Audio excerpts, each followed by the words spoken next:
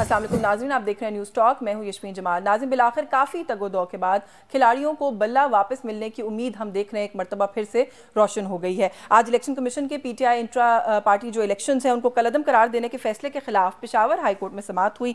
वहाँ पर जो है हुक्म इम्तना जारी किया गया कि इलेक्शन कमीशन का जो फैसला है 22 दिसंबर का, उसको फिलहाल मुअत्तल करार दे दिया गया है।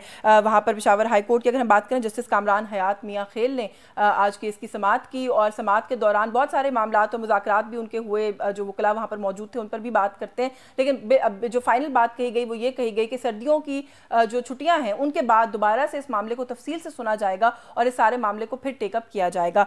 जब ये वहाँ पर मुकालमा हो रहा था आपस में, तो ये सवाल जो बार बार एक सवाल उठाया गया वो ये था कि जो चीफ इलेक्शन कमिश्नर की तैनाती है उसको लेकर, जो पीटीआई के चीफ इलेक्शन कमिश्नर थे उसको लेकर सवाल किया गया। बैरिस्टर अली जफर का कहना यह था कि हमने हर तरीके से इलेक्शन कमीशन को मुतमईन किया। हालांकि इस पूरे मामले के अंदर अगर देखा जाए तो इलेक्शन कमीशन ने तजावुज़ किया अपने तमाम तर इख्तियारात से। हमें पहले तो बहुत कम नोटिस के ऊपर इलेक्शन कंडक्ट करने का कहा गया, हमने फिर भी इलेक्शन जो है उसका इनेकाद किया, पेशावर में इलेक्शन का इनेकाद किया गया, इस बात को तस्लीम भी किया गया कि इलेक्शन हुए हैं। लेकिन फिर उसके बाद ये कहा गया कि जो चीफ इलेक्शन कमिश्नर की तैनाती है वो किसने की, कैसे की, उस सवाल को बुनियाद बनाकर जो पूरा इंट्रा पार्टी इलेक्शन है उसको कलअदम करार दे दिया गया। बैरिस्टर अली जफर साहब का ये कहना था कि अगर किसी पार्टी के रुकन के ऊपर कोई एतराज़ है, उसकी तैनाती पर कोई एतराज़ है, तो वो मामला चीफ इलेक्शन कमीशन नहीं देख सकता।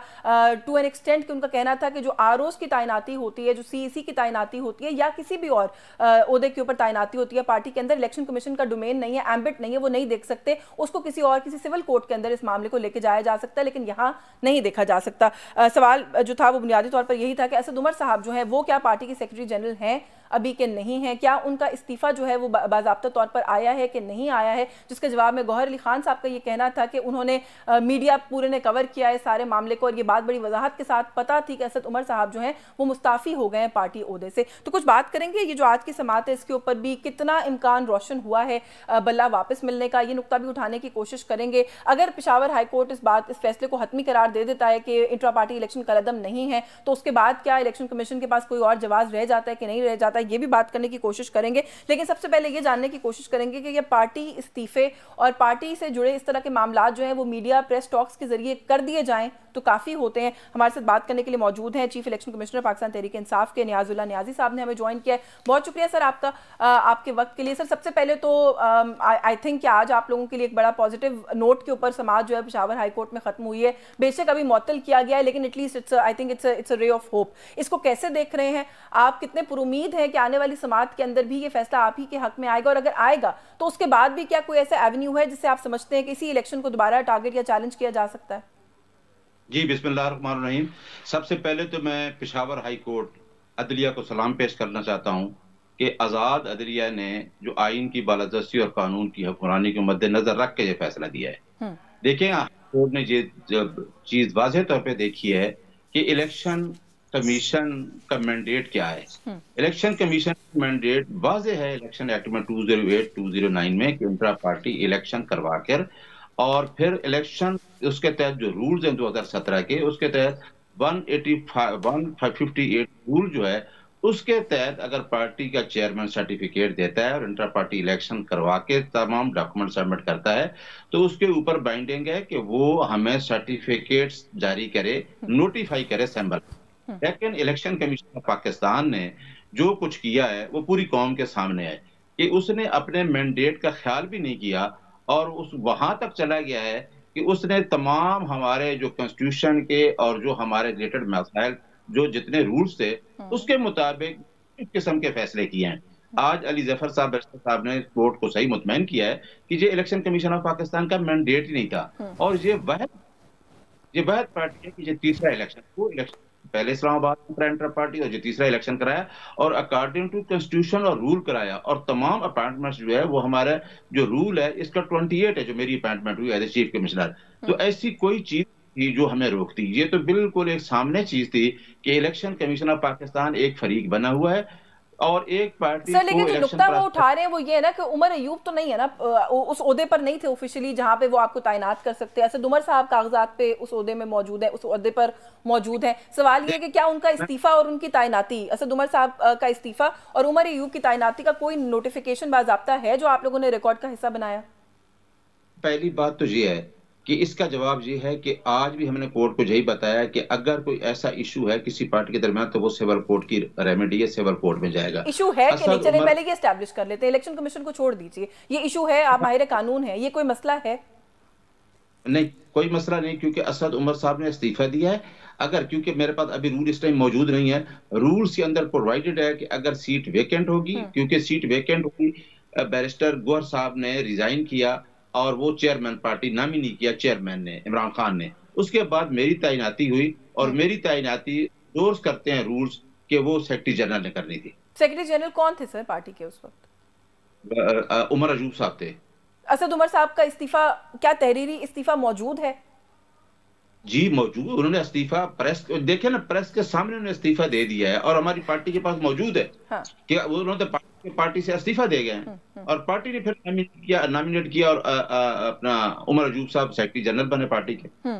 सर हम, हाँ सर, देखिए सर, इसके थोड़ा सा ये कि देखें, मीडिया के सामने आकर कही हुई बात को कोई भी अदालत मुझे नहीं लगता कि ऑन फेस वैल्यू लेती है अनलेस उसकी जो प्रॉपर वो होती है, कानूनी प्रोसीजर है, वो फॉलो ना किया गया हो। असद उमर साहब ने एक प्रेस कॉन्फ्रेंस में कह दिया या मीडिया पे कह दिया, तो क्या वो काफी है? एज ए कानूनदान भी आप समझते हैं कि वो काफी है? सर वो काफी नहीं है। मैं बताता हूँ कि देखें, प्रेस कॉन्फ्रेंस कर देना, हमारे ऊपर भी ये क्वेश्चन हुआ कि आपने इलेक्शन का कहाँ अनाउंस किया है। जो मैंने 2 तारीख पेशावर में इलेक्शन किया तो अली जफर साहब ने 29 तारीख को प्रेस कॉन्फ्रेंस की और पूरे मीडिया के अंदर 2 तारीख अनाउंस हो गई। तो क्या ये अनाउंस हो जाना कि जी हमने इलेक्शन करवा दिया है, हमारा देखें, हमें किसने पूछा है कि जी आप हमें रिटर्न दें? जब हमसे रिटर्न पूछा जाए तो हमारे पास एक ही चीज मौजूद है। हमने पहले भी, जब हमसे इलेक्शन कमीशन ने ये पूछा कि इलेक्शन कमीशन की फॉर्मेशन में क्या आपने मेंबरान भी तैनात किए, तो वो भी हमने बता दी। अब ये एक क्वेश्चन पे क्वेश्चन कर देना, सारी चीजें हमारी जो हैं वो अकॉर्डिंग टू कॉन्स्टिट्यूशन और अकॉर्डिंग टू रूल्स है। Sir before I move on, बस ये कह दीजिए कि इंट्रा पार्टी इलेक्शन होने से पहले असद उमर साहब का इस्तीफा और उमर अयूब की तैनाती, दोनों चीजें तहरीरी फॉर्म में मौजूद है आपके पास, आप कह रहे हैं? अगर मैं कहता हूं कि दोनों चीजें जो हैं, उसका असद उमर का इस्तीफा देना और उमर अयूब का एज ए होल्ड करना ऑफिस दे, दोनों लीगल हैं। नहीं, आपके पास कागजी, आप तहरीरी तौर पर मौजूद हैं? देखिए, तहरीरी तौर पे हम अदालत अगर पूछेगी तो हम अदालत को दिखाएंगे, अदालत को सेटिस्फाई करना हम सेटिस्फाई कर देंगे। ये तो क्वेश्चन ही नहीं है। ये क्वेश्चन नहीं है। चलिए सर, क्योंकि तहरीरी चीजों की बात हो रही है, एक सवाल बहुत आपके इंट्रा पार्टी इलेक्शन को लेकर बार बार उठाया जा रहा है, वो अकबर एस बाबर साहब का है कि उनकी बुनियादी रुकनियत है पार्टी की कि नहीं है। वो कहते हैं मुअत्तल नहीं है, आप कहते हैं मुअत्तल है। अगेन सवाल वहीं आ जाता है कि उनकी मुअत्तली का कोई नोटिफिकेशन ऑफिशियली हुआ था पार्टी से या नहीं हुआ था? आरिफ अलवी साहब ने उन्हें एज ए पार्टी मेंबर उनका नोटिफाई किया था, उनको मुअत्तल किया था।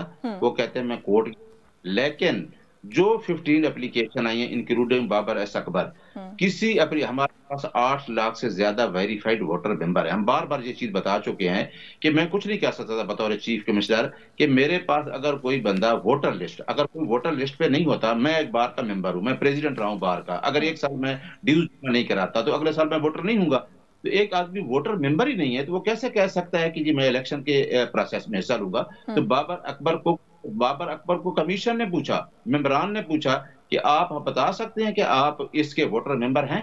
तो वो वहां नहीं बता सकते। तो मैं उस बात को भी छोड़ दें कि बाबर अकबर साहब को मेरे सामने साथ बुला लें नेक्स्ट प्रोग्राम में, वो बता दे कि मैं आया इस प्रोसेस में वेरीफाइड वोटर मेंबर था। तो फिर दूसरी बात मैंने उन्हें कहा कि क्या बाबर एस अकबर ने कोई, ये भी कमीशन ने पूछा कि आप लोगों ने कहीं कोई कमीशन को, चीफ कमिश्नर को, यानी मुझे नियाजुल्लाह नियाजी, कोई एप्लीकेशन आप लोगों ने दी? कुछ भी नहीं है। ये प्लांटेड लोग थे। ये सिर्फ, और देखे हमारे साथ हो क्या रहा है कि एक पार्टी को जमहूरी प्रोसेस से बाहर करने के लिए पूरी कोशिशें हो रही हैं, लेकिन आज दोबारा फैसला का सस्पेंड होना और पूरी कौम में खुशी की लहर है कि आपने देखा कि लोगों ने किस तरीके से पेपर जमा कराए हैं। ये लोग खड़े हैं, जमहूरियत के साथ खड़े हैं, मुल्क के साथ खड़े हैं, लोग इस प्रोसेस का हिस्सा बनना चाहते हैं। और ये इलेक्शन कमीशन पाकिस्तान का फैसला, और फिर देखें मखसूस सीटों के लिए लिस्ट का हटा देना, ये नहीं पता चल रहा कि पीछे से क्या प्लान हो रहा है कि क्या पार्टी कौन चाह रहा है कि मुझे 2/3 मेजॉरिटी दी जाए, कौन चाह रहा है कि लंदन प्लान जो है उसको इम्प्लीमेंट किया जाए। तो ये सारी चीजें कौन सर, ये जो पता है, सारी कौन बातें आप लोग कर रहे हैं ना, बहुत से लोगों का ये ख्याल है कि कागजात नामजदगी का छिन जाना, ये जो इल्जामात और भी लग रहे हैं पीटीआई की तरफ से, ये सारा कुछ इक्का दुक्का इवेंट्स हैं जिनको आप लोग बहुत ज्यादा बढ़ा चढ़ा कर पेश कर रहे हैं। तो इल्जाम इस वक्त पीटीआई पर यह लगाया जा रहा है कि आप लोग किसी सोची समझी साजिश के तहत मुल्क में इलेक्शंस को डिले कराने की कोशिश कर रहे हैं।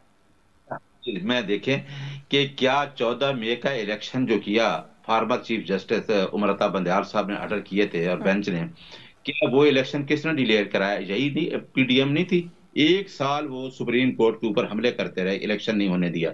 हम तो हर दफा कह रहे थे कि इलेक्शन करवाएं, और हमने आके असेंबली से बाहर के जो चाह रहे थे कि इलेक्शन करवाएं। अभी ये जो बात है कि अभी कहते हैं कि जी हम इलेक्शन को इस तरह, हम तो कह रहे हैं कि 8 फरवरी को हमने ये कहा कि 8 फरवरी को इलेक्शन करवाएं, लेकिन हमने सिर्फ ये क्वेश्चन किया था कि 185 के बाद एक चीज बनी थी कि जी जुडिशियल अफसरान के ऊपर लोगों का ज्यादा एतमाद है। एग्जेक्टिव ने अपने का पेपर छीन के, मैं शायद आपको पता है 3 दिन पहले 22 तारीख को मैं पेश हुआ था सुप्रीम कोर्ट में, और सुप्रीम कोर्ट में एक हमने पिटीशन लगाई, एक आदमी के पेपर नहीं छीने।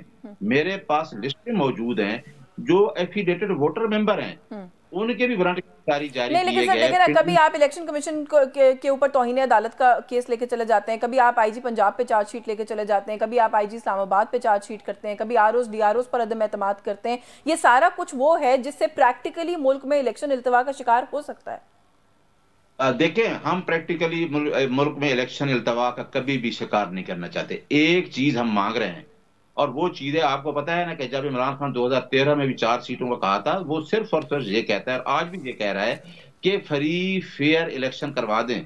218 आर्टिकल 218 3 कॉन्स्टिट्यूशन का ये कहता है कि इलेक्शन कमीशन के पास मैंडेट ही यही है, फ्री एंड फेयर इलेक्शन कराना।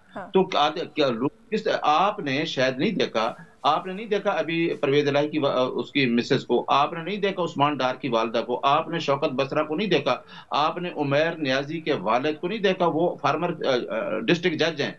उनसे एक डीएसपी आके मियां वाली प्रीमिसेस के अंदर कागज छीन लेता है। अगर हम ये उस दिन ऑर्डर को न करवाते तो ये चीजें ना होती। 22 के बाद सुप्रीम कोर्ट ने खुद कहा है, एक्टिंग चीफ जस्टिस ने, कि आप तमाम ऑर्डर करें और तमाम जो डिप्टी कमिश्नर्स हैं कि लोगों को प्रीमिसेस के अंदर सिक्योरिटी दी जाए। बिल्कुल सर, मैं बस वक्त थोड़ा महदूद है, ब्रीफली एक दो चीजों पे कमेंट लेना चाहती हूँ आपसे, मुख्तसर जवाब दे दें। परवेज खटक कहते हैं मुझे बल्ले के निशान की पेशकश की गई, इलेक्शन कमीशन डिनाई करता है, वो कहता है हमने तो ऐसा कुछ नहीं किया। ये किसने पेशकश की? ये जो बयान है इसकी कोई बुनियाद आपको समझ में आती है?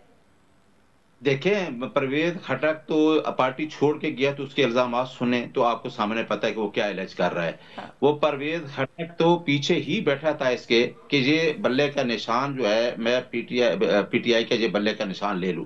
ये हमें नहीं पता, ये पूरी कौम को पता है कि क्या इलेक्शन कमीशन और ये क्या हो रहा है। तो वो कहते मैंने इनकार कर दिया, मैंने लेने से इनकार कर दिया, मैंने नई पेशकश कबूल की। पार्टी क्यों बनाई, आईपीपी क्यों बनी, मुख्तलिफ लोगों को अलहदा क्यों किया गया, और बल्ले का निशान, आखिर बल्ले का निशान हमसे छीना क्यों जा रहा है? आखिर किसी को देने के लिए छीना जा रहा है, और एक पार्टी को उस निशान से डिप्राइव करके इलेक्शन में लेके जाना चाहते हैं कि क्या लोगों को आजाद इलेक्शन लड़ा है, फिर आजाद इलेक्शन को लोगों को जहां पे लेके ये मसला फिलहाल तो कुछ आपके फेवर में ही रुकता हुआ नजर आता है। लेट्स सी कि आने वाली समात में क्या होता है। आखिर में बस इस पे कमेंट कर दीजिएगा सर, शाह महमूद कुरैशी साहब 3 MPO के तहत फिर से 15 दिन के लिए उनको नजरबंद कर दिया गया है जमानत के बावजूद। ये जो मामला है, इसको how do you look at it? देखिए, खुद हम उसकी 22 तारीख को बेल हुई है साइफर में इमरान खान साहब की, शाह महमूद कुरैशी की। तो मेरा ख्याल है कि आपने जुल्म ज्यादती देख रहे हैं कि कितनी दफे इस्लामाबाद हाई कोर्ट ने ऑर्डर किए, शहरजार अफरीदी के ऑर्डर किए, ये किए।